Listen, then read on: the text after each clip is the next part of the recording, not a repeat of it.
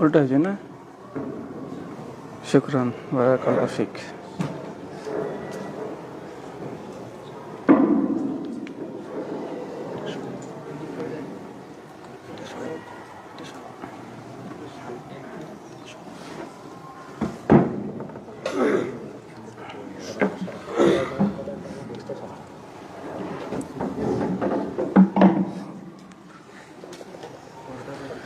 السلام عليكم ورحمة الله وبركاته. إن الحمد لله نحمده ونستعينه ونستغفره ونعوذ بالله من شرور أنفسنا من سيئات أعمالنا. من يهده الله فلا مضل له ومن يضلل فلا هادي له.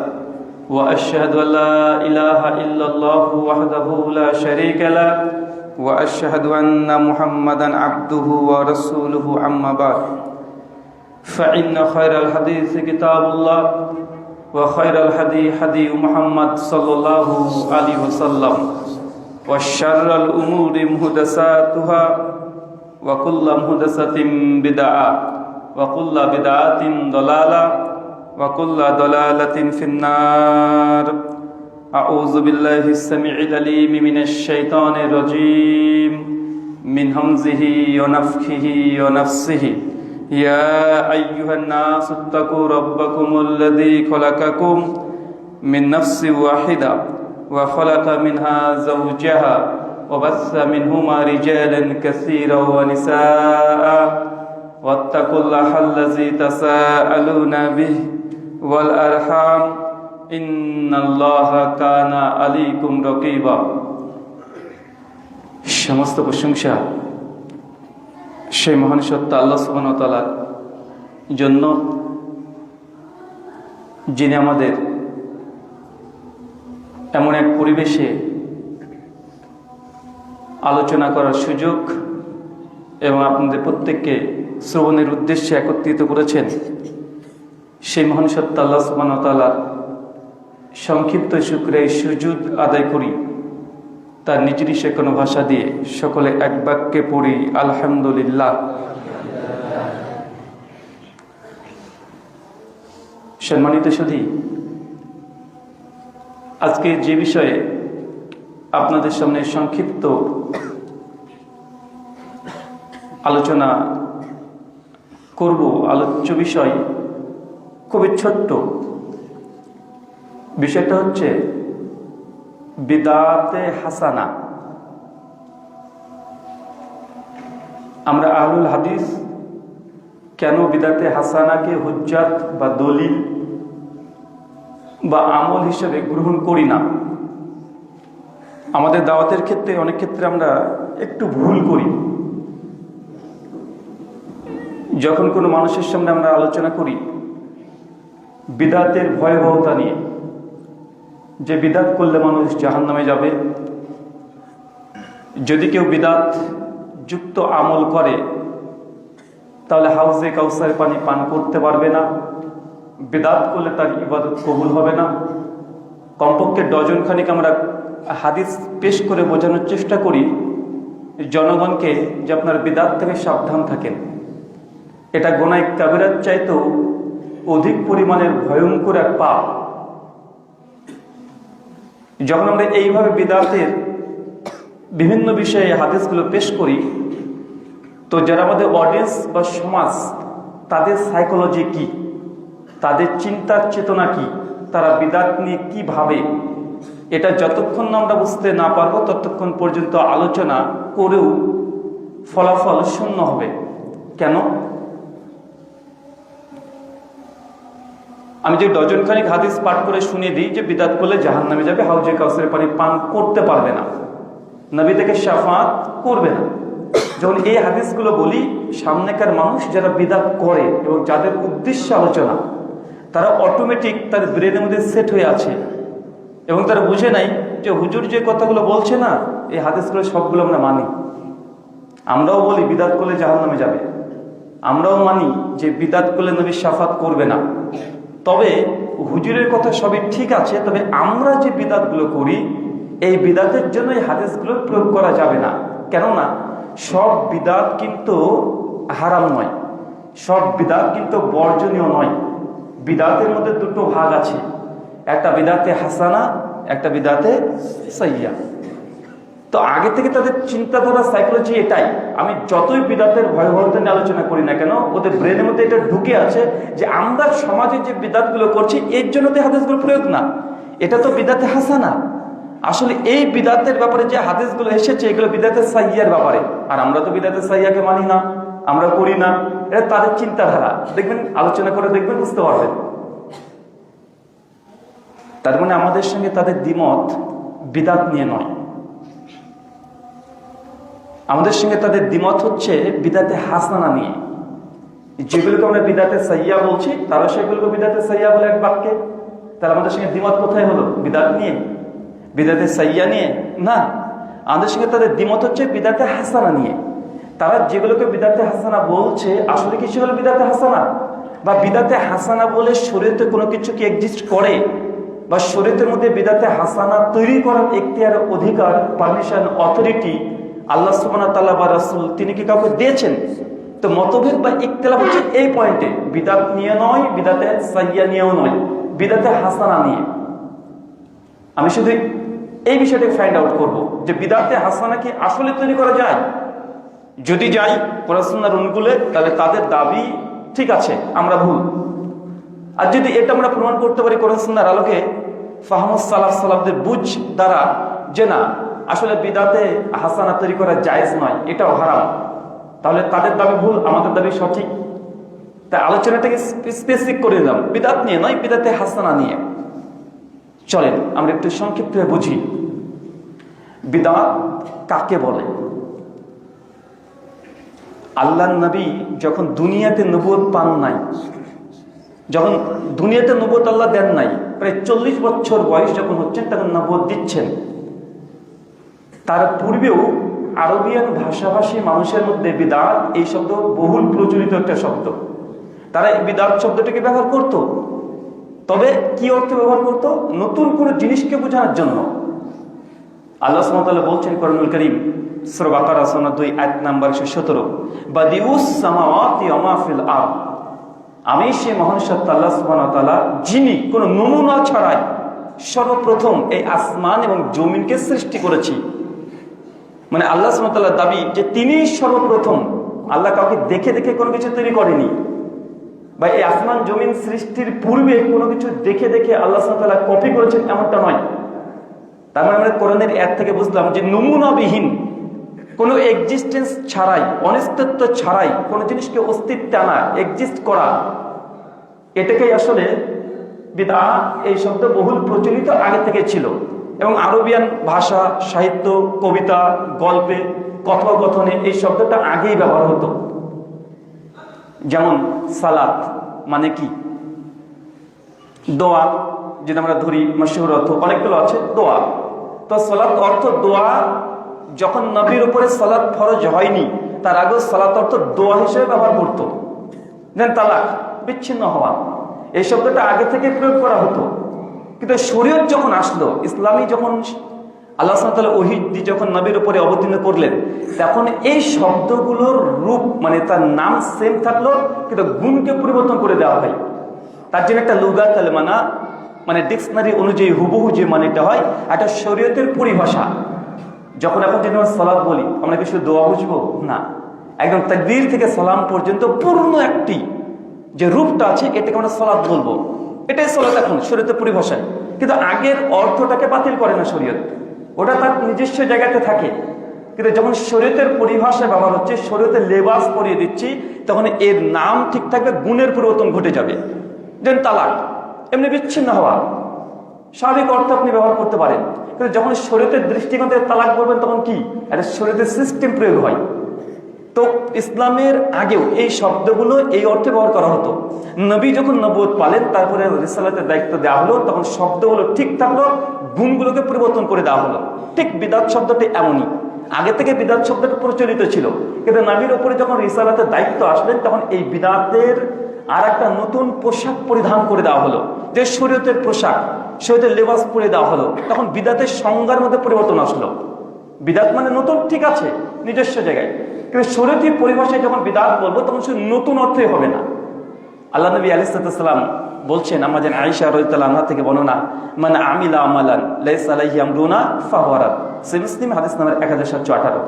মানে আহাদাসা ফি আমরিনা, এই অর্থে এসেছে সহিহ বুখারী হাদিস নাম্বার 2697, আবু দাউদ হাদিস নাম্বার 4606, মিশকাত হাদিস নাম্বার 140।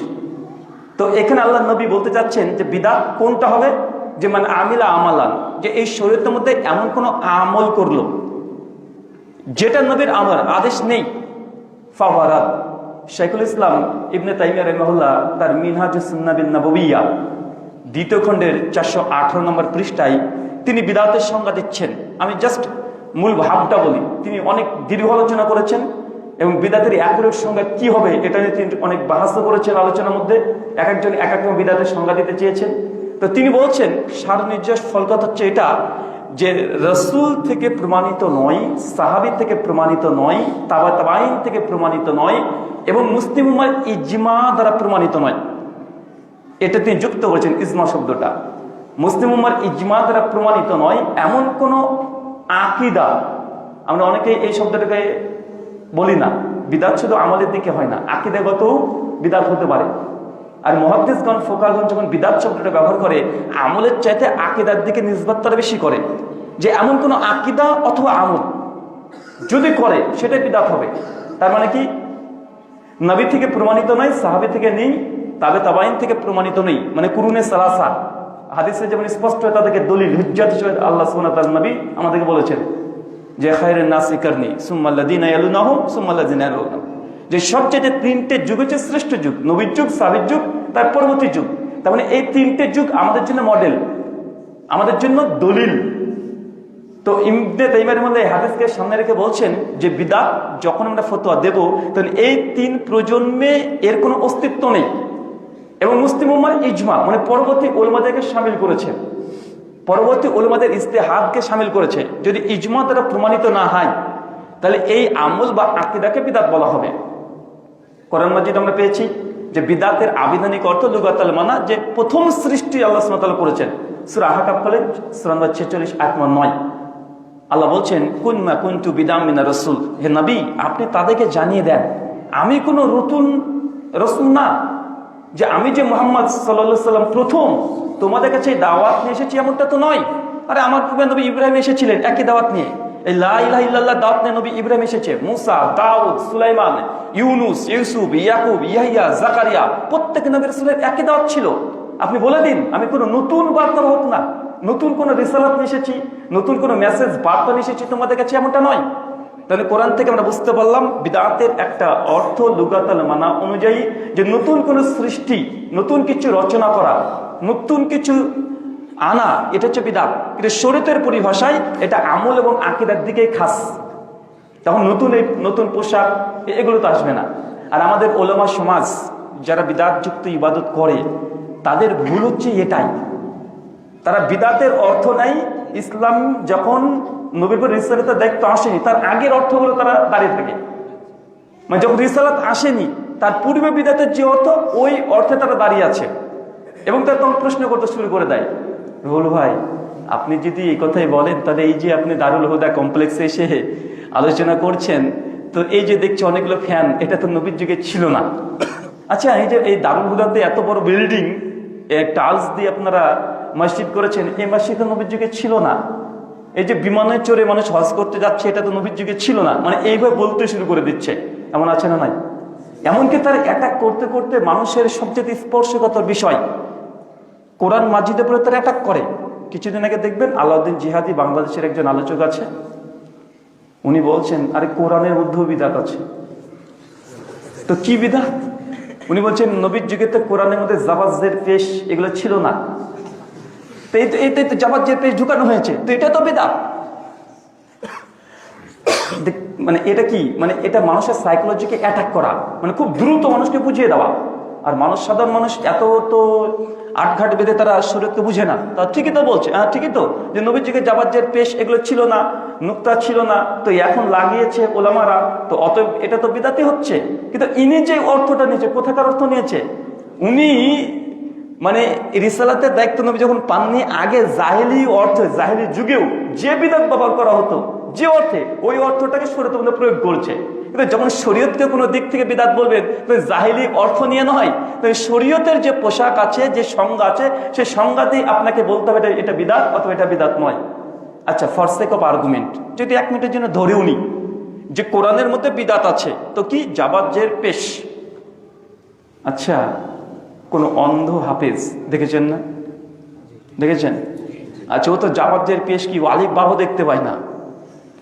কেউ যদি কোরআন মাজিদের আলিফ লাম মিম 3 হরফ পরে, জামে তিরমিজি, ফাজালে কোরআন, হাদিস না 2910, শেখ আলবানী, শেখ শোয়েব আরনাউত রহিমাহুল্লাহ, ইমাম জাহাবি, ইমাম হাজার সকলের সনদকে হাসান বলেছেন, আলিফ লাম মিম পড়েছে 3.30 নাকি পেয়ে গেছে। তো যে অন্ধ হাফেজ, তার জন্য কি হবে? ওর কাছে না জাবার আছে না জের আছে, না আলিফ আছে না বা আছে, কিছু আছে নাকি? সে তো মুখস্থ পড়ছে। এখন কেউ যদি বলতো যে আলিফ লাম মিম অথবা বিসমিল্লাহ আমি পড়ছি, বা জালিকাল কিতাব পড়লাম, এখন এর মধ্যে 10খান অক্ষর আছে, আমি যখন কোরআন মাজিদ পড়ছি 100 খান নাকি পেয়ে গেলাম জালিকাল কিতাব বলাতেই। এখন কেউ যদি জাবাজ্জের পেশ হীন কোরআন পড়ে, ওর কোরআনে জাবাজ্জের পেশ নেই, সে কয়টা নাকি পাবে? 10টা যদি অক্ষর থেকে 10টা নাকি 100টা নাকি পাবে। আবার যে জাবাজ্জের পেশ দিয়ে পড়ছে, সে কতগুলো নাকি পাবে? 100ই পাবে। তো কেউ কি আজকাল তোমরা বলেছি ভাই জাবাত যদি থাকে তাহলে 3 নাকি বেশি হবে, জের থাকলে আরো 2 যুক্ত হবে, পেশ থাকলে 5 হবে, এরকম কেউ বলে না। মানে এটা আমরা পড়ার সুবিধার্থে জাবাজ্জের পেশ, এটা শরীয়তের অন্তর্ভুক্ত না। যার প্রয়োজন নেই সে পড়ে না। যেন অন্ধ হাফেজ, ওর কোরআনের নুসখার প্রয়োজন হয় না, ওর কোরআনের নুসখা প্রয়োজন হয় না, শুনে শুনে মুখস্থ করে ফেলেছে ও। তার মানে জাবাজ্জের পেশ দেওয়ার জন্য কোরআন মাজিদের মধ্যে কোন রকম পরিবর্তন ঘটছে না। আর আমি যে আমল করছি এর জন্য আমার কোনো নেকিরও পরিবর্তন ঘটছে না। অতএব এটাকে বিদাতের ক্যাটাগরিতে ফেলা, এটা একটা মিস্টেক, এটা তাদের একটা ভুল সিদ্ধান্ত। এই যে পাকা মসজিদ, আসলে পাকা মসজিদ নবীর যুগেও ছিল। এই যে মসজিদ দেখছেন, সেম ডেকোরেশন না হলেও এটাও ছিল। সহিহ বুখারী হাদিস নাম্বার 447 এবং সহিহ বুখারী হাদিস নাম্বার 1228। আম্মার বিন ইয়াসার রাদিয়াল্লাহু আনহুর সে বিখ্যাত হাদিস, যে আল্লাহর নবী বলছেন যে আম্মার, তোমাকে বিদ্রোহী দল আছে, তারা হত্যা করবে। আম্মার বিন ইয়াসার বলছেন, সেই সময় আমি একটা লাবিনা শব্দ মজুদ আছে, যে সেই সময় আমি ইট বহন করছিলাম 1টা করে, আর নবী বহন করছে 2টা করে। তো মসজিদ আল নববী যখন নির্মাণ করা হয়, তখন ইট দিয়ে তৈরি করা হয়েছে। কি দিয়ে? ইট দিয়ে তৈরি করা হয়েছে। তাই পাকা মসজিদ, এটা বিদাত নয়, এটা হাদিস থেকে দলিল দ্বারা প্রমাণিত। আর জাবাজ্জের পেশ এইগুলো দেওয়া, এটা মুসলিম উম্মার ইজমা দ্বারা প্রমাণিত। তাই এটা বিদাতের ক্যাটাগরিতে পড়বে না। কেন? ওই যে কোরআন তো নবীর যুগে সংকলন করেছিল না, বই আকারে। তো আবু বকরের যুগে কিছুটা করা হলো, ওসমান বিন আফফান তিনি সম্পূর্ণ কোরআন মাজিদকে তিনি কি করলেন? বাইন্ডিং আকার রূপ দিলেন। অতএব এই কোরআন মাজিদকে বই আকার রূপ দেওয়া, এটাও বেদাত। মানে এটা তাদের দাবি। তা আমাদের কথা হচ্ছে এটা বিদাত নয়। কেন? কেন আল্লাহ নবী বলেছেন, সুনান তিরমিজি হাদিস নাম্বার 2676, আবু দাউদ হাদিস নাম্বার 4556, বিভিন্ন জায়গায় আসছে। আল্লাহ বলছেন যে আমি দুনিয়াতে চলে যাওয়ার পরে ইখতিলাফুন কাসীরা, অনেক বড় বড় তোমাদের মতভেদ হবে। ফালাইকুম বিসুন্নতি, তখন আমার সুন্নাতকে আঁকড়ে ধরো। ও সুন্নাতে খলিফা রাশিদিন, এবং খলিফাদের সুন্নাতকে আঁকড়ে ধরো। এখন কোরআন মাজিদকে সংকলন করে বই আকার রূপ কারা দিয়েছে? খলিফা রাশিদা। তাহলে এটাকে বিদাত না, এটা দলিল দ্বারা প্রমাণিত? এটা দলিল দ্বারা প্রমাণিত। তাই কোরআন মাজিদকে বাইন্ডিং করা, বই আকার রূপ দেওয়া, এটা বিদাতের ক্যাটাগরিতে পড়ছে না। কেন? এটা নাস দলিল দ্বারা প্রমাণিত আছে। তাই তারা যেগুলোকে বিদাত বলছে, এটা বিদাত নয়। আচ্ছা, আমি তো চশমা পরেছি, নবী তো পড়েনি, তাহলে এটাও বিদাত, তাই না? আসলে কখনো কি আমরা এটা বলি যে ভাই কেউ যদি এই চশমা পরে এই খুতবা দেয় বা আলোচনা করে, তাহলে চশমার জন্য এক্সট্রা একটা উমরা হজ করলে যত নাকি তত নেকি তার আমার নামে লেখা হবে? কেউ কি বলে? বা কার কি এরকম ডিমান্ড আছে, দাবি করে? না। তবে এই চশমাটা এটা শরীয়তের অন্তর্ভুক্ত না। আচ্ছা, কেউ কি দেখেছেন, কেউ বলেছে কখনো যে ভাই যদি আপনি ফ্যানযুক্ত মসজিদে নামাজ পড়েন তাহলে একটা কবুল হজ্জের সমান নাকি বেশি হবে, আর এসি ঘরে নামাজ পড়লে একটা মুরগির ডিমের সমান নাকি বেশি হবে? কেউ কি শুনেছেন এরকম? তার মানে বোঝাচ্ছে এগুলো দিনের অন্তর্ভুক্ত না, আমলের সঙ্গে সম্পৃক্ত না। আরে হিন্দু ঠাকুরদের মন্দিরে তো ফ্যান থাকে রে বাবা, এটা যদি বিদআত হতো, শরীয়তের অন্তর্ভুক্ত হতো, তাহলে তারা তো এগুলো করতো নাকি? হ্যাঁ, তবে আপনি যে 40 খানা করছেন না, এটা আমল হিসাবে করছেন। এটা কি হিসাবে করা হয়? এটা আমল হিসাবে। এই যে সোয়াব রেশনি করা হচ্ছে, আরে বাবা ও তো কঠিন ব্যাপার। হুজুরের কাছে এসেছে ছেলে, কাঁদতে কাঁদতে এসে বলছে যে হুজুর আব্বা তো মারা গেছে। তো হুজুর বলছে বাহ, কাস্টমার দারুণ এসেছে, এরকমই তো করছিলাম। তো হুজুর তখন বলছে বাবা তোর বাপ যখন মারা গেছে, এখন তো বাপের জন্য কিছু করতে হবে। তো কি করতে হবে হুজুর? বলছে কি আর করবেন, কমপক্ষে বাপের জন্য কোরআন মাজিদ খতম করতে হবে, মানে কোরআনকে খতম করতে হবে। খতম হচ্ছে উর্দু শব্দ, তার মানে শেষ করা, মানে কোরআনকে শেষ করবে। আপনি বলেন তোকে খতম করে দেবো, মানে কি, মানে তোকে শেষ করে দেবো। এখন হুজুর বলছে কোরআনকে খতম দিতে হবে। তো বলছে হুজুর আমার তো কোরআন তো জানেই না। হুজুর একটু ভালোই লাগে যখন শুনে যায় না ও জানে না। বলছে আচ্ছা তোর পরিবারে কেউ জানে, তোর বউ জানে? বলছে না হুজুর জানে না। তো কমপক্ষে একটা খতম তো দিতেই হবে, তোর আব্বা কবরে আযাব পাবে। ছেলে কি চায় কখনো যে আব্বা কবরে আযাব পাক? ও তো চায় না। ও তখন বলছে হুজুর তাহলে কি করতে হবে আপনিই বলেন। টেনশন নিস না, আসলে গত রমজানে আমি 3বার কোরআনকে খতম দিয়েছি, আমার স্টকে আছে। মানে 3বার খতম দিয়ে ওই স্টক করে রেখে দিয়েছে। মানে দোকান দেখেছে না, সেলফ থাকে, সেলফে সব রেখে দেয়, ওই যে 3বার খতম অলরেডি দেওয়া আছে, স্টক করে রেখেও দিয়েছে। তো হুজুর এখন কি করতে? তোর আব্বা আমার বন্ধু লোক ছিল, মানে বেনামাজি হুজুরের বন্ধু, ওই যে বন্ধু লোক ছিল। তো ঠিক আছে আমি দিয়ে দেবো তোর আব্বার নামে। তো একটা কথা আছে, তো কি কিছু হাদিয়া দিস। এখন কত হাদিয়া? তো ছেলে এখন কি বলবে যে হুজুর আপনি বলেন যা চান। বলছে সবার কাছে 3000 নেই, তোর আব্বা আমার বন্ধু মানুষ, তুই 2.5 দিস তাহলেই হবে। তখন হুজুরকে 2.500 টাকা দিয়ে দিয়েছে। হুজুর তুমি তোর বাপের নাম বলে বার, তার বাপের নাম বল, 14 গোষ্ঠীর নাম লিখে হুজুর কি একটা পড়লো, মারলো 3বার ফু, তোর বাপের অ্যাকাউন্টে চলে গেছে। মানে এটা হচ্ছে ওয়াইফাই, মানে তার বিহীন আমল ওর বাপের অ্যাকাউন্টে ঢুকিয়ে দিল। আচ্ছা বলেন তো এটা কিসের জন্য করছে? এটা শরীয়ত হিসেবেই তো নাকি? এটা আমলের উদ্দেশ্যে তো। তো হুজুরের এই জিনিসটা এটা হচ্ছে বিদআত। কেন? এটা শরীয়ত মনে করে করছে, আমল হিসেবে করছে, দিন মনে করে করছে, এটা দিনের সঙ্গে সম্পৃক্ত। তাই হুজুরের এই আমলটা এটা বিদআত। কিন্তু আমার ঘড়ি পড়া বাবা এটা বিদআত নয়। কেন? কারণ এটাতে 5 নেকি পেয়েছি এমন কোনো আশাও নাই, কেউ ডিমান্ডও করে না, দাবিও করে না, কেউ করে নাকি? তার মানে আপনাকে পার্থক্য বুঝতে হবে। তার মানে হুজুর আমাদের সমাজে যেগুলোকে বিদআত বলছে, এই বিদআত অর্থ আসলে নিচ্ছে নবীর নবুয়ত পাওয়ার আগের অর্থ প্রয়োগ করছে। কিন্তু আমাদেরকে কোন অর্থ প্রয়োগ করতে হবে?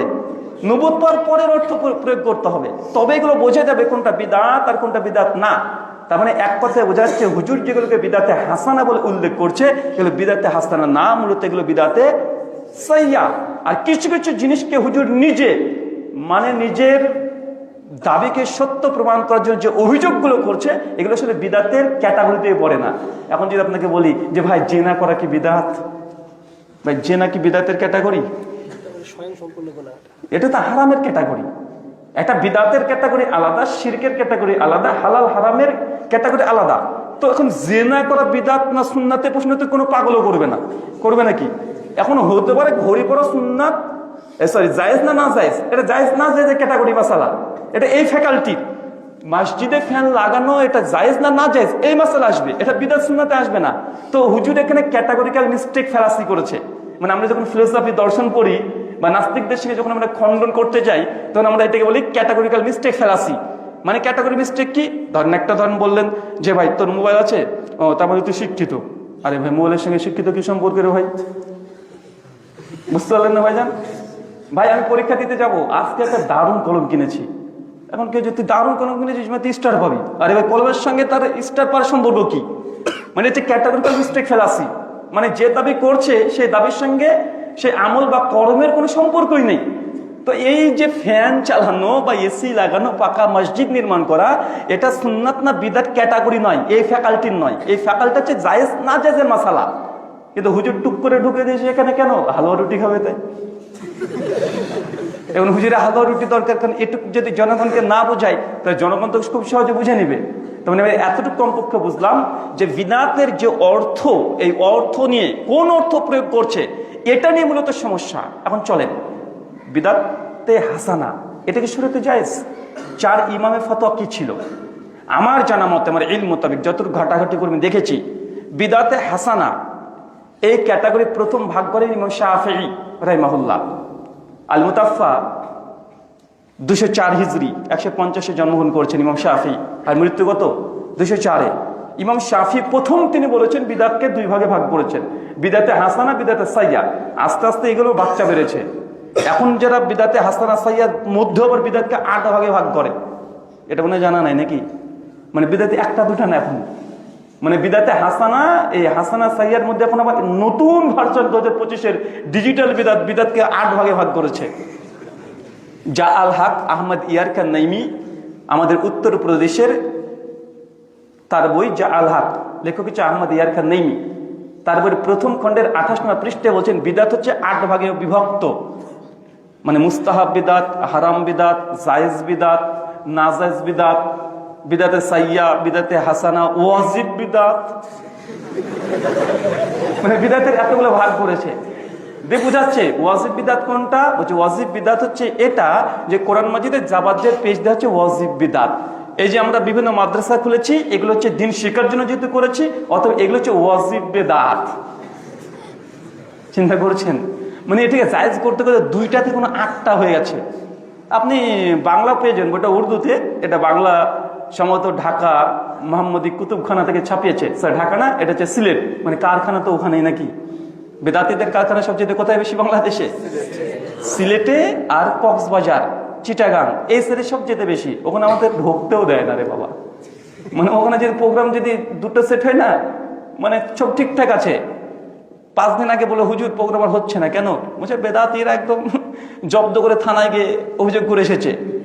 আজকে শেখকে দেখাচ্ছিলাম যে আমাদের একটা প্রোগ্রাম ছিল, তখন লিখেছে ভারত থেকে ব্রাদার রাহুল হোসেন এসেছে বাংলাদেশে, তো উনি ধর্মে বিকৃতি করে, অতএব ইনার বক্তব্য রদ করতে হবে। তো প্রোগ্রাম বাতিল করে দিয়েছে। আপনার কাছে সে সুযোগ হয়ে গেছে কথা বলার, তার মানে এটা আপনাদের ফায়দা। মাঝে থেকে প্রোগ্রাম বাতিল হওয়া ভালো, মানে অন্তত বেদাতের ফজিলত এটা, মানে বিদাতীদের ফজিলত। যে বিদাতীদের ফজিলত কি? যে প্রোগ্রাম বন্ধ করা। তো যাই হোক, এখান থেকে যে জিনিসটা আপনাকে বোঝানোর চেষ্টা করলাম, শরীয়তে বিদআতে হাসানা, বিদআতে সাইয়্যা প্রথম যিনি বলেন ইমাম শাফিঈ রাহিমাহুল্লাহ। ইমাম আসকালানী ফাতুল বারী হাদিস না 2697-এর অধীনে সারা করতে গিয়ে তিনি এই কথা আলোচনা করছেন। ইমাম আবু হানিফা রাহিমাহুল্লাহর নিকটে বিদআতে হাসানা বলে কোনো জিনিস নেই, কুল্লু বিদআতিন দলালা, তার স্পষ্ট ফতোয়া আছে। বাংলাতে একটা কিতাব আছে, বইটা অনুবাদ হয়েছে, উর্দু ছিল, মাকতুবাত শরীফ, শোনেন নাই? মাকতুবাত শরীফ দেখবেন, বিশেষ করে ওয়াজ মাহফিল বেদাতীদের ওখানে বইগুলো বিক্রি করা হয়। বাংলা বাজারে চলে যাবেন, বইটা পেয়ে যাবেন, মাকতুবাত শরীফ। বইটার লেখক হচ্ছে মুজাদ্দেদ আল ফেসানি রাহিমাহুল্লাহ, তার লেখা মাকতুবাত শরীফ। এই বইটা বাংলাতেও আছে, উর্দুতেও আছে, পিডিএফও পেয়ে যাবেন। 186 নম্বর মাকতুবাতে তিনি লিখছেন যে ইমাম আবু হানিফা রাহিমাহুল্লাহর নিকটে কুল্লু বিদআতিন দলালা, প্রত্যেক বিদআত হচ্ছে ভ্রষ্টতা। বিদআতকে 2 ভাগে ভাগ করা আরেকটা বিদআত। বুঝলেন না মনে হয়? এটাকে মুজাদ্দেদ তার উপাধি দিয়েছে, মুজাদ্দেদ আল ফেসানি, সুফিবাদের অনেক বড় একজন ইমাম। তিনি বলছেন বিদআতকে, ইমাম আবু হানিফার নিকটে বিদআতকে ভাগ করা জায়েজ নাই, মানে প্রত্যেক বিদআত হচ্ছে ভ্রষ্টতা। বরং বিদআতকে যারা 2 ভাগে ভাগ করেছে এটাও আরেকটা বিদআত। কেন? এটা সালফে সালিহিন কুরআনের সালাসের মধ্যে এরকমগুলো ছিল না, তাই তিনি এটাকেই কথা বলছেন। কিন্তু আমাদের বর্তমান বাংলাদেশ বলেন, বাররে সাগীর, ভারত, বাংলাদেশ, পাকিস্তান, বিশেষ করে তারা কোন মাযহাবকে বেশি ফলো করে? মাসলাকে হানাফ, তথা হানাফি মাযহাব। তো হানাফি মাযহাব ইমাম আবু হানিফার নিকটে বিদআতকে ভাগ করাই যায়জ না। তো বাংলাদেশে ভাগ করা কি করে না? এরা কি হানাফি না শাফেঈ? জি, তো এরা তো হানাফি হওয়ার পরে শাফি মাযহাবের ফতোয়া মানছে এখানে। কেন? এই দেখেন পকেটে ঢোকা বন্ধ হয়ে যাবে। আর একটা ফটো বলে দিই এখানে, এই যে আপনারা অনেক দিনী ভাইয়েরা আছেন, তালেবে ইলম পড়াশোনা করছেন, শেখ মাশায়েখ আছেন, এদের রুজি রোজগার মেরে দিয়েছিল ইমাম আবু হানিফা রাহিমাহুল্লাহ। কিভাবে? যে জামাতে যখন নামাজ পড়ছে ইমাম সাহেব, এখন ইমামের টাকা নেওয়া জায়েজ না না জায়েজ? মাদ্রাসাতে শিক্ষকতা করছে, এখন এর জন্য বেতন নেওয়া জায়েজ না না জায়েজ? মসজিদে একজন আজান দিচ্ছে মুয়াজ্জিন, এখন এর বিনিময়ে টাকা নেওয়া জায়েজ না না জায়েজ? মানে ধর্মের সঙ্গে অর্থের যে কানেকশন, আদান প্রদান, এটা জায়েজ না না জায়েজ? ইমাম আবু হানিফা রাহিমাহুল্লাহর ফতোয়া, এবং এটা রাজে কল ইমাম আবু হানিফা, ইমাম মুহাম্মদ, কাজী ইউসুফ, সকল ইমাম জুফার, সকলের মত যে নাজায়েজ, হারাম। তো যখন দেখছি যে বাপরে বাপ, এখন শিক্ষকতা করে টাকা নিয়ে হারাম, হানাফি মাযহাব অনুযায়ী নামাজ পড়ি ইমামের বেতন দেওয়া হারাম, এখন এটাকে তারা পরিবর্তন করেছে। এখানে ইমাম আবু হানিফার এই ফতোয়াকে 3 তালাক, এক বৈঠকে বায়ান তালাক দিয়েছে। দিয়ে তাফসিরে মারিফুল কোরআন আছে না, মুফতি শফি রহমাল্লাহ, এনার পরিচয় কি? জাস্টিস তাকি উসমানী, মানে জীবিত হানাফি দেওবন্দীদের জীবন্ত আল্লাহর ওলি। যদি আপনারা কেউ দেখতে চান তাকে দেখতে হবে, হেঁটে বেড়াচ্ছে। উনার পিতার নাম হচ্ছে মুফতি শফি রহমাল্লাহ, পাকিস্তানের, যার কিতাব সৌদি আরব সরকারের সেই সময় কি করতো, ছাপিয়ে ফ্রি বিতরণ করতো। এখন যেমন আমাদের কোন তাফসির দিচ্ছে, তাফসির আহসান বায়ান সৌদি আরব থেকে, বাংলাতে আমাদের দিচ্ছে তাফসির জাকারিয়া। তো সৌদি সরকার রাষ্ট্রীয়ভাবে সেই তাফসিরকে বহুল প্রচলিত করেছে। নাম কি? মারিফুল কোরআন। সূরা বাকারা সূরা 2 আয়াত নম্বর 41, পৃষ্ঠা নম্বর 35, বাঁ দিকে আছে 24 থেকে 28 নম্বর লাইন, শেষে পড়ে নেবেন। ওখানে স্পষ্টভাবে আলোচনা করছেন যে মাসলাকে হানাফি মাযহাব অনুযায়ী ইমামের বেতন দেওয়া, মুয়াজ্জিনের আজানের টাকা নেওয়া, শিক্ষক কোরআন মাজিদ শিখিয়ে দার্স তাদরিস করে টাকা নেওয়া হানাফি মাযহাব অনুযায়ী হারাম, ইমাম আবু হানিফা অনুযায়ী হারাম। কিন্তু জরুরতের কারণে পরবর্তী মানে আকাবির, মানে আমাদের আকাবির, তারা এটাকে জায়েজ ফতোয়া দিয়েছে। মানে আবু হানিফা রাহিমাহুল্লাহ ফতোয়াকে কি করেছে? এখানে রদ করেছে। কেন বলেন তো? এই যে আবার এই পেট, আবার এর জন্য ওই ফতোয়া হানাফি মাঝে মানা হয় না। ইমাম তিরমিজি জামে তিরমিজি হাদিস 2061 অধীনে আলোচনা করে তিনি ফিক বর্ণনা করেছেন যে না, শিক্ষকের উস্তাজের বেতন নেওয়া এটা শরীয়তে জায়েজ। তিনি অনেক দলিল ওখানে উপস্থাপন করেছেন, কেন জায়েজ, কিভাবে জায়েজ, সব আলোচনা করেছেন। তো আমি এই দিক দিয়ে আপনাকে ইঙ্গিত দিতে চাইলাম যে সমাজে কিছু কিছু জায়গাতে দেখবেন যখন আমাদের ধর্মীয় আর্থিক আদান প্রদান হচ্ছে, সেই সময় ফতোয়ারও পরিবর্তন ঘটে যায়। ঠিক এইভাবে বর্তমান আমাদের বারে সগীরের মধ্যে এই বিদাতে হাসানা, এই মাসালাতে এটা হানাফি মাযহাবের ফতোয়া নয়, এটা শাফি মাযহাবের ফতোয়া, কিন্তু তারা গ্রহণ করে নিয়েছে। চলেন, প্রথম প্রশ্ন, বিদাতে হাসানা কি শরীয়তে তৈরি করা জায়েজ না না জায়েজ? আমি কয়েকটা পয়েন্ট বলবো। আমি একটা করে কোরআনের আয়াত, একটা করে হাদিস বলবো, এর ওপরে আপনার নিজেরাই গবেষণা করে অনেকগুলো কোরআন সুন্নাহ হাদিস আপনার জমা নিজেরাই করতে পারবেন। প্রথম মনে নেবেন, দিন তৈরি করা এটা আল্লাহর কাজ। দিন তৈরি করতে আল্লাহ কারো শরিক নেন না। শরীয়ত রচনার ক্ষেত্রে আল্লাহ সুবহানাহু ওয়া তাআলা কারো কি শরিক নেয়? কারো শরিক নেয় না। প্রমাণ কি? সূরা শুরা আয়াত নম্বর 21, আল্লাহ বলছেন, আম লাহুম শুরাকাউ শারাউ লাহুম মিনাদ-দ্বীন মা লাম ইয়াযাম বিহিল্লাহ। তাদের মধ্যে কি এমন কোন উপাস্য আছে যারা নিজেরা নিজেদের জন্য শরীয়ত তৈরি করে? মা লাম ইয়াযাম বিহিল্লাহ, অথচ আমি আল্লাহ তাদেরকে এই অথরিটি দিইনি, তাদেরকে অধিকার, এখতিয়ার, ক্ষমতা, পাওয়ার আমি আল্লাহ দিইনি। কারণ শরীয়ত এটা আল্লাহ তৈরি করবে। কে তৈরি করবে? আল্লাহ এখানে কোনো শরিক নেন না। যে কি করবেন কি করবেন না এটা কারো কাছ থেকে পরামর্শ নিয়ে যে শরীয়তের বিধিবিধান রচনা করবে, এটা আল্লাহ সুবহানাহু ওয়া তাআলা এখানেও শিরক স্থাপন, পার্টনারশিপ তিনি করেন না। এটা আল্লাহর দাবি। কিন্তু হুজুর বলছে না না না না, আমরা একটু পারি, আমরাও পারি। আরে কোরআন হাদিসে নিয়ে তো কি আছে 40 না, আমরা পারি, আমাদের দ্বারা একটু হতে পারে। আল্লাহ বলছে না, আমার এই অধিকার। আল্লাহ এখানেও কারোর সঙ্গে শরীক স্থাপন করেনি। সূরা শুরা আয়াত নম্বর 21 মিডিল অংশ। এখন প্রশ্ন হলো, বুঝলাম আল্লাহ বলছেন পারবেন, এটা আল্লাহর অধিকার। হুজুর বলছেন না, আমার একটু একটু অধিকার হয়ে হাসানা ঢোকাতে পারি। প্রশ্ন, এখন এই শরীয়ত এটা কি কমপ্লিট, সম্পূর্ণ না অসম্পূর্ণ? যদি অসম্পূর্ণ হয় তাহলে কি হবে? না, হুজুর একটু অধিকার আছে। আর যদি সম্পূর্ণ হয় তাহলে হুজুরের কি অধিকার থাকবে? জি। যদি অসম্পূর্ণ হয়, যদি এই প্রশ্নটা আসতো নবী মুসার আমলে যুগে, তখন তো তার উম্মত বলতে পারতো যে আমাদের কাছে তো কমপ্লিট শরীয়ত নেই, বিদায় এই হুজুরে একটু একটু প্রবেশ করাতে পারে। কিন্তু আমরা তো উম্মতে মুহাম্মাদি, আমাদের শরীয়ত কমপ্লিট না কমপ্লিট না? সম্পূর্ণ। সূরা মাইদা সূরা 5 আয়াত নম্বর 3 আল্লাহ বলছেন আল-ইয়াওমা আকমালতু লাকুম দীনাকুম, আমি দ্বীন ইসলামকে পরিপূর্ণ মুকাম্মাল সম্পূর্ণ করে দিয়েছি। কিভাবে সম্পূর্ণ করেছে? ও আতমানতু আলাইকুম নিয়ামাতি, যত নিয়ামা, যত কল্যাণকর ভালো খায়ের উত্তম জিনিস আছে সব উত্তম দিয়ে আল্লাহ ইসলাম পূর্ণ করেছে। হুজুর বলছেন এখন হাসানা বাকি আছে। বুঝতে পারলেন না মনে হয়? হাসানা মানে কি? ভালো। আল্লাহ হচ্ছে যত নিয়ামত আছে, যত নিয়ামত আছে, সমস্ত নিয়ামত কল্যাণকর, উত্তম, গুড, বেটার, বেস্ট, মানে সুপারলেটিভ আল্লাহ ব্যবহার করছে, সমস্ত কল্যাণ দিয়ে ইসলামকে পূর্ণ করেছে। কিন্তু হুজুরের এটা বিশ্বাস নাই। হুজুর না না না, সব নেই, শরীয়তে নেই তো কি হয়েছে, এটা বিদাতে হাসানা, এটা তো ভালো জিনিস। আরে বেটা, আল্লাহ বলছে না সব দিয়ে পূর্ণ করেছি। কোরআনের এই সূরা মাইদার 3 নম্বর আয়াতের এই অংশ থেকে গোটা বিদাতের এই হাসানের সিস্টেম এটা পুরো ডিস্ট্রয় হয়ে যায়, ধ্বংস হয়ে যায়। হয় কি হয় না? কিন্তু কে বোঝায় কার কথা? মানুষের পেটে যদি খিদে লাগে, সূর্যকে ভাবে যে এটা হাতে রুটি চাঁপাইনবাবগঞ্জে পেলে খেয়ে ফেলবো। তো এখন মানে ও পড়ছে, পরে তাফসীর করছে, আবার বিদাতকে দুই ভাগে ভাগও করছে। কিন্তু আল্লাহ বলছে সমস্ত নিয়ামত দিয়ে ইসলামকে পূর্ণ করেছি। তো বিদাতে হাসানার অস্তিত্ব কোথা থেকে আসতে পারে? জি না।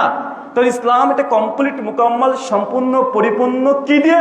সমস্ত উত্তম জিনিস দিয়ে পূর্ণ। এখানে হাসানা ঢোকার কোনো চান্স আছে? আর চান্স নেই। এটা আল্লাহর দাবি। চল একটা হাদিস দেখি, সহিহ বুখারী কিতাবুল মানাকিব, হাদিস না 3535, বিখ্যাত হাদিস। বিশেষ করে খাতমে নবুয়তের উপরে যখন আমরা আলোচনা করি হাদিসটা বেশি ব্যবহার হয়। আল্লাহ নবী একদিন মসজিদে নববীতে বসে আছেন, সাহাবারা তারা বসে আছেন। আল্লাহ নবী হঠাৎ করে মসজিদে নববীকে দেখে বলছেন, এইভাবে দেখছো মসজিদটা কেমন? সবাই প্রশংসা করছে, মাশাআল্লাহ, আলহামদুলিল্লাহ, সুবহানাল্লাহ, চমৎকার, মাশাআল্লাহ, দারুণ লাগছে।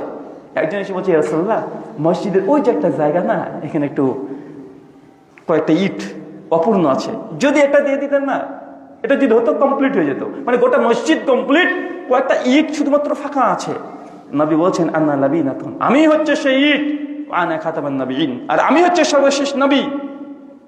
এই হাদিসের অর্থ ইমাম হাজার আসকালানী ফাতুল বারীর মধ্যে বলছেন যে নবী এটা মেটাফরিক্যালি, মাজাজান অর্থে কথা বলেছেন। এই মসজিদ মানে প্রত্যেক নবী রাসূল তারা এসে ইসলাম নামক এই মসজিদটাকে তিনি তৈরি করছিলেন। একটা জায়গা ফাঁকা ছিল, সেটা যে মুহাম্মদ সাল্লাল্লাহু আলাইহি ওয়াসাল্লাম এসে কমপ্লিট করে দিয়ে চলে গেলেন। তো নবীর দাবি ইসলাম কি? কমপ্লিট। এখন আপনাদের এই মসজিদে কমপ্লিট না। এখন আমি যদি এসে বলি যে ঠিক আছে, সমস্যা নেই, আমি 1000 টাকা দিচ্ছি, 4টে টাইলস নিয়ে আপনার লাগিয়ে দেন, অবশ্যই লাগাতে পারবেন, সমস্যা নেই। কিন্তু যে ঘরটা কমপ্লিট, কারণ ওই ঘরে যদি কমপ্লিট ঘরে যদি গিয়ে আমি বলি যে ভাইজান কি লাগিয়েছেন আপনারা, এটা তো ভালো না, আমি 5000 টাকা দিচ্ছি, একটু লাগিয়ে নেন, টাচ লাগিয়ে নেন, ভাই এই যে টাচ লাগানো আছে, আমি যদি কি লাগিয়েছেন এই মার্বেল, এটা ভালো না, আমি আপনাকে ওই যে গ্রানাইট লাগানোর জন্য 5000 টাকা দিচ্ছি, তো এই মেম্বারের এখানে গ্রানাইট লাগান, কি করবেন? লাগাতে পারবেন? কেন এটা তো কমপ্লিট হয়ে গেছে কাজ। হ্যাঁ, লাগাতে পারবেন। কি করতে হবে? আগেকার এই মার্বেলকে তুলে ফেলে দিতে হবে। তো ইসলাম তো কমপ্লিট রে ভাই, কোনটাকে ফেলবেন? আর যদি ফেলেন, কাঠটাকে ফেলছেন, কাঠটাকে ফেলবেন আপনি। আপনি শরীয়তে যেটা কমপ্লিট করেছেন নবী এবং আল্লাহ দ্বারা পরিপূর্ণ হয়ে গেছে। আপনি কোনো জিনিস যদি লাগাতে চান, আগেকার জিনিসকে ফেলতে হবে। তো ফেলার অধিকার আপনাকে কে দিয়েছে? এই হাদিস এবং এই কোরআনের আয়াত থেকে প্রমাণিত ইসলামে মূলত বিদাতে হাসানা নামক কোনো জিনিসকে প্রবেশ করানো শরীয়ত বৈধ না। কেন? দিন তৈরি করে একটা আল্লাহর কাজ, আল্লাহর কাছে শরীক নেয় না। 2, এই দিন আল্লাহ কমপ্লিট করে দিয়েছে সমস্ত নিয়ামত দিয়ে, সমস্ত কল্যাণকর বিষয় দিয়ে। তাই নতুন কিছু প্রবেশ করাবেন, এটা হতেই পারে না। সবই বুঝলাম, কেন হুজুরের তো বুদ্ধি অনেক তীক্ষ্ণ। হুজুর এখন যদি প্রশ্ন করে, এটা বুঝলাম দিন আল্লাহ তৈরি করবে, দিনটা কমপ্লিট হয়েছে, কিন্তু আমাদের কাছে কি দিন কমপ্লিট এসেছে? তো আবার হুজুর যদি এরকম প্রশ্ন থাকে, সব তো আমাদের কাছে এসেছে, তো আমাদের কাছে না মাঝখানে কোনো কিছু গায়েব হয়ে গেছে, এরকম প্রশ্ন নেই? এরকম প্রশ্ন তো আছে। কেন মমতাজ গান করে না, কোরআন হচ্ছে 90 পারা। বাউলরা কি বলে, কোরআন কয় পারা? 90 পারা। 30 পারা হচ্ছে জাহেরি, আর 60 পারা হচ্ছে বাতিনি। বাতিনি মানে ওটা গোপনে আছে, আর জাহেরি মানে প্রকাশ্যে। দেখেন বাউল ফকিররা গান করে, আরে মৌলবীরা শুধু 30 পারা কোরআন নিয়ে লটর পটর করে। আরে আসল কোরআন তো আমাদের কলবে আছে, গাঞ্জা করে গেছে। তার মানে তাদের দাবি। এবং শিয়ারা যারা আহলে তাশাইয়্যু, আমরা আহলে সুন্নাহ যেটা বলছি, মানে হানাফি, শাফি, মালিকি, আহলে হাদিস, এগুলো হচ্ছে আহলে সুন্নাহ ওয়াল জামাত। আর আহলে তাশাইয়্যুকে যারা শিয়া, এদেরকে এক কথায় আহলে তাশাইয়্যু। এদের মধ্যে ফিরকায়ে যাইদিয়া থেকে শুরু করে যত ফিরকা আছে সবগুলো প্রবেশ করবে। তো আহলে তাশাইয়্যুদের জমহুরদের মত হচ্ছে এইটা, যে কোরআন মাজিদ যেটা আমাদের কাছে আছে এটা তো কোরআন, তবে আল্লাহ সুবহানাহু ওয়া তাআলা কিছু কিছু আয়াত আলী বিন আবি তালেবকে দিয়েছেন, আর ওই আয়াত আলী বিন আবি তালেব তিনি আহলে বায়াতকে দিয়েছেন, এবং পরপর 12 ইমাম তারা পাবে। কবর থেকে ওঠার পরে সেই কোরআন আবার তারা তুলে নিয়ে আসবেন। এটা আহলে তাশাইয়্যুদের এটা দাবি। তাদের বিখ্যাত গ্রন্থ আছে কোরআনের তাফসীর, তাফসীরে কুম্মি, সূরা হিজরের 15 নম্বর আয়াতের ব্যাখ্যা করতে গিয়ে এই আলোচনা, এই দাবি তারা করেছে যে 12 ইমামের কাছে এক্সট্রা কিছু কোরআনের আয়াত আছে। তার মানে সিদ্ধান্ত ফলাফল কি দাঁড়ালো, যে কোরআন মূলত আমাদের কাছে কমপ্লিট আসেনি, অসম্পূর্ণ কোরআন। মানে আমাদের কাছে যে কোরআন মাজিদ আছে এটা সম্পূর্ণ না, বরং সম্পূর্ণ শিয়াদের কাছে আছে। এরকম দাবি তো সুন্নিদের কাছেও অনেক সময় দেখা যায়, যে কোরআন হচ্ছে 90 পারা। চলেন এবারে আল্লাহ কোরআনে কি বলছেন। আল্লাহ সুবহানাহু ওয়া তাআলা কোরআন মাজিদে সূরা মাইদা আয়াত নাম্বার 67, ইয়া আইয়ুহার রাসূল, হে রাসূল বাল্লিগ, আপনি পৌঁছে দিন, আপনার পরে যা নাজিল করেছে তা পৌঁছে দিন। তার মানে রাসূলের দায়িত্ব কি ছিল? পৌঁছে দেওয়া। যদি নবী যদি সম্পূর্ণ কোরআন যদি পৌঁছে না দেয়, তাহলে রাসূলকে খিয়ানত করলো? প্রশ্ন আসবে কি আসবে না? চলেন কয়েক লক্ষ সাহাবীদের ফতোয়া কি ছিল বিষয়ে, লক্ষাধিক প্রায় সাহাবীদের ফতোয়া, যে না শরীয়ত কমপ্লিট নবী দিয়ে গেছেন। দলিল সে বুখারী কিতাবুল হাজ হাদিস নম্বর 1741, এবং সে বুখারী কিতাবুত তাফসীর হাদিস নম্বর 4404। আল্লাহ নবী বিদায় হজ্জের ভাষণ, সেই সময়তে তিনি ভাষণ দেওয়ার শেষে তিনি সাহাবীদেরকে লক্ষ্য করে বলছেন, আলাহাল বাল্লাগতু, আমি কি পৌঁছে দিয়েছি তোমাদেরকে? আমার রব যা আমাকে আদেশ করেছিলেন, যা ওহী করেছেন, সব কি পৌঁছাতে পেরেছি? সাহাবীরা কি বলেছেন, না নবী, হুজুর পরে সে কিছু ঢোকাবে। আপনি দেখেন নাই হুজুর কিছু নিয়ে আসবে, মিলাদ কিয়াম এইসব হালুয়া রুটি এগুলো পরে নিয়ে আসবে, এরকম কিছু বলেছে? সাহাবীরা এক বাক্যে বলছেন, না আমি ইয়া রাসূলুল্লাহ, জি আল্লাহ রাসূল সাল্লাল্লাহু আলাইহি ওয়াসাল্লাম সব পৌঁছে দিয়েছেন, আপনার দায়িত্ব কমপ্লিট করেছেন, কোনো কৃপণতা করেননি, যা আল্লাহ ওহী করেছে সব আমরা পেয়ে সন্তুষ্ট হয়ে গেছি। নবী তখন কি করলেন, তার শাহাদা আঙ্গুলটাকে আসমানের দিকে তুলে, আল্লাহ মাশাআল্লাহ, আল্লাহ তুমি সাক্ষী থাকো। সহিহ মুসলিমে আসছে 3 বার নবী কথা বললেন। প্রশ্ন, নবী আকাশের দিকে হাত তুললেন কেন? তার মানে বুঝে গেল আর রহমান আল্লাহ আরশে ইস্তাওয়া, যে রহমান আল্লাহ তিনি আরশের উপরে আছেন, কিন্তু হুজুর বলছে সব জায়গায় আছেন। সহিহ মুসলিম এর হাদিস। এই জন্য বলেছি যে আমাদের সমাজে সহিহ মুসলিমের বাদ দিয়ে মৌলানা শরীফ বেশি চলে, মুসলিম শরীফ কম চলে। আমি বলি যে এটা, আরে সহিহ মুসলিম, মুসলিম শরীফের হাদিস, বলছে আরে মৌলানা শরীফ এই কথা বলেছে। কোন শরীফের কথা মানবেন, মৌলানা শরীফ না মুসলিম শরীফ? সমস্যা একটা, নবী আসমানে হাত তুলে বলছেন, আল্লাহ মাশাআল্লাহ, আল্লাহ তুমি সাক্ষী থাকো, আমার উম্মত সবাই সাক্ষী দিচ্ছে। আচ্ছা, আল্লাহ যদি সব জায়গায় থাকতো, তাহলে দোয়া করার সময় উপরে হাত তুলে কেন হুজুররা? এই উপরে হাত তুলবে, আল্লাহ দাও দাও, ডানে পায়ে উপরে নিচে সব জায়গায় করবে। ভাই এতটুকু বুদ্ধি নেই যে নবীকে আল্লাহ মেরাজে নিয়ে যাচ্ছে 7 আসমানে, তা আসমানকে পায়ের তলে নাকি রে ভাই? আসমান কোথায়? আসমান ফিস সামা কোথায়? আসমানে। আরে কোথায় একটা কোরআনে আল্লাহ তাও বলে দিয়েছে, ঈসা নবীকে আল্লাহ কোথায় তুলেছে, কোথায় রাফা করেছে? জি, সূরা নিসা আয়াত নম্বর 157 শেষ অংশ, 58 প্রথম অংশ, যে আল্লাহ থেকে আসমানে তুলে নিয়েছে। তখন আসমান কোথায় রে ভাই? আল্লাহ আসমান থেকে লোহা বর্ষণ করেন, সূরা হাদীদে পড়েননি? আসমান থেকে লোহা বর্ষণ করছে, এটা জানি না? হুজুর বলছেন আল্লাহ সব জায়গাতে আছে, এই তো মুসিবত রে ভাই। আমরা এখানে 3টি বিষয় ক্লিয়ার করলাম। ও আচ্ছা, 1 নম্বর পয়েন্ট কি বলেছি? ইসলাম শরীয়ত দিন তৈরি করতে কে পারে? আল্লাহ। আল্লাহ কাউকে শরীক নেন? উত্তম না। 2, এই শরীয়ত সম্পূর্ণ না অসম্পূর্ণ? কমপ্লিট। কি দিয়ে কমপ্লিট রে ভাই? সমস্ত হাসানা দিয়ে কমপ্লিট। হুজুর তোমার হাসানা ওই ফ্যাক্টরিতে তৈরি করা, ওটা চলবে না। ইসলাম হচ্ছে ওহী নির্ভর, তোমার ফ্যাক্টরিতে তৈরি করার জিনিস না। আর 3 নাম্বার কি, যে সেই শরীয়ত কমপ্লিট নবী পৌঁছে দিয়েছে। তখন আপনার আমার প্রয়োজন কি রে ভাই? আমার কোন অধিকার আছে? কোন অধিকার নেই। আর এটা তো আমাদের তো নেই। আল্লাহ স্বয়ং এই অথরিটি নবীদেরকেও দিয়েছিল না। সূরা ইউনূস 15 আল্লাহ নবীর কাছে বেশ কিছু কাফেররা এসে বলছে, মুহাম্মদ সাল্লাল্লাহু আলাইহি ওয়াসাল্লামকে বলছে যে আল্লাহ নবী, আপনার মানে নবীকে নবী মানে না, এসে বলছে যে আপনার উপরে যে কোরআনটা অবতীর্ণ হয় না খুব কঠিন। আরে যা অবতীর্ণ সব আমাদের বিরুদ্ধে। আমি বা কোরআন পড়লে মনে হয় যা পড়ছে কোরআনে যা সব বেরেলবিদের বিরুদ্ধে। ভালো করে দেখবেন সব কবর পূজারীর বিরুদ্ধে না, সব বিরুদ্ধে। ওই কাফেররা এসে বলছে আপনার কাছে যা আসে না সব আমাদের সমাজের বিরুদ্ধে, আমাদের ধর্মের বিরুদ্ধে চলে আসে। মুশরিকরা বলছে। সূরা ইউনূস 15 আয়াতের মিডিল অংশ আল্লাহ কোরআনে বলছেন ওয়াইতিবি কোরআনি গায়রি হাযা, হে মুহাম্মদ, কাফেররা বলছে মুহাম্মদ তোমার পরে যে কোরআন অবতীর্ণ হয়েছে না, এই কোরআনের পরিবর্তে অন্য এক কোরআন নিয়ে আসেন, আপনাকে নবী মেনে নেব। কত বড় খাটাস দেখেছেন? বলছে এই কোরআন মানতে পারবো না, এই কোরআনকে পরিবর্তন করে অন্য একটা কোরআন নিয়ে আসেন, ঠিক মেনে নেবো আপনাকে। নবী আমার কোনো কথা বলে না, একটু পর তাদের দাবিকে চেঞ্জ করে বলছে ওটা কোরআন পড়ে দেন না, আও বাদদিলহু, কোরআনে কিছু কিছু আয়াতের পরিবর্তন করে দেন, যেটা আমাদের বিরুদ্ধে যাচ্ছে এটাকে বাদ দিয়ে অন্য এক আয়াত নিয়ে আসেন, তাহলে আপনাকে নবী মেনে নেব। নবী কোনো কথা বলে না। আল্লাহ আসমান থেকে ফেরেশতা নাজিল করে দিয়ে বলে দিচ্ছেন যে জানিয়ে দেন যে কোরআন মাজিদের মধ্যে কোনো পরিবর্তন করে এখতিয়ার আমি নবী আল্লাহ আমাকে এখতিয়ার দেয় না, সুতরাং এটা আমার এখতিয়ার নাই। এখন হুজুর আল্লাহ কোরআনে বলছে নবীর পরিবর্তন করবে বা কিছু প্রবেশ করবে এই অধিকার নবীর নাই, কিন্তু হুজুর বলছে লা ইলাহা ইল্লাল্লাহ, বাদ এখন ইল্লাল্লাহ জিকির করতে হবে। ইল্লাল্লাহ ইল্লাল্লাহ আফজালুল জিকরি কি?